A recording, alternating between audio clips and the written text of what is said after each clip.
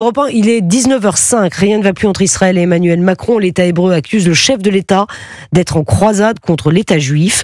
Un peu plus tôt, Emmanuel Macron a déclaré que la reconnaissance d'un État palestinien n'était pas simplement un devoir moral, mais une exigence politique. Il appelle d'ailleurs à durcir la position européenne envers Israël s'il n'y a pas de réponse à la situation humanitaire. Maï-Hélène Trémollet.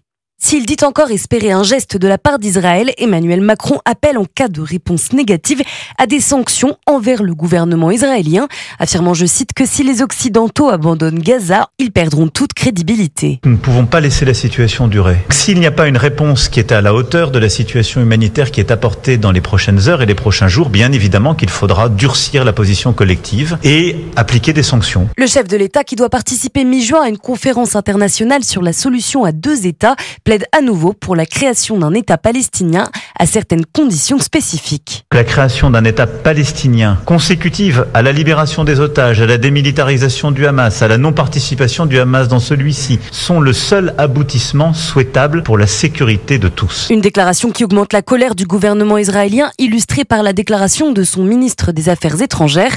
Israël Katz riposte ainsi par un message clair à Emmanuel Macron et ses amis, je cite, « Ils reconnaîtront un État palestinien sur le papier et nous construirons ici l'État juif israélien sur le terrain ».